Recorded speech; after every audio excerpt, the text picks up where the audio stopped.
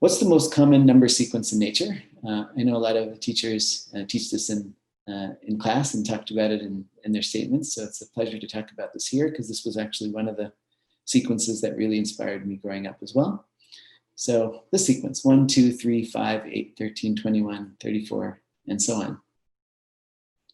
So I know everyone's seen the sequence, but you may not have seen it in the same way that I did. So these are called the Virahānka-Fibonacci numbers. After Virahānka, who's sort of the first person to ever write about them, and then Fibonacci, of course, the first person to write about them in Europe a few hundred years later.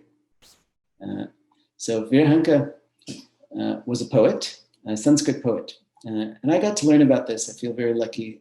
My grandfather was a Sanskrit scholar. And so a lot of what I learned about mathematics growing up was through what he taught me about the rhythms of Sanskrit poetry. And part of why I got interested in playing tabla as well.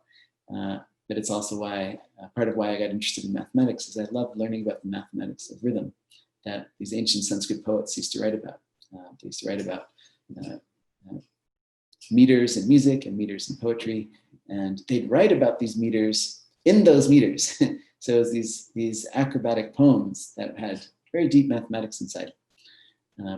So Virahānka was a poet around the year 700. And one of the poems that captured my imagination when I was studying with my grandfather, Sanskrit poetry, was this poem, which I'm just translating for you. He has a poem that says, write down the numbers 1 and 2. And then each subsequent number you write, make it the sum of the previous 2 that you wrote down. This is the answer to the following problem. And then he poses the problem, which I'll tell you. So Virahānka was a linguist. So it's kind of amazing that he's writing this kind of stuff.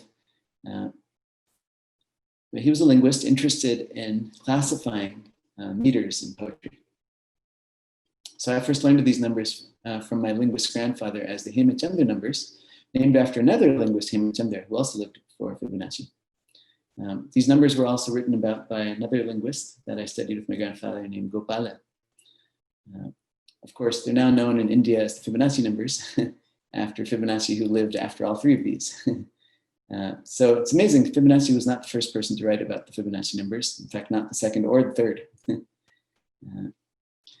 And I want to tell you why. So why were these ancient linguists studying these numbers? That's really an amazing story and so cool. And it's helped me in my music playing and it's helped me in understanding mathematics.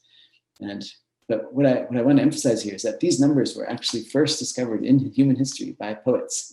And I think that's just absolutely beautiful. It really shows the fine line between art and mathematics.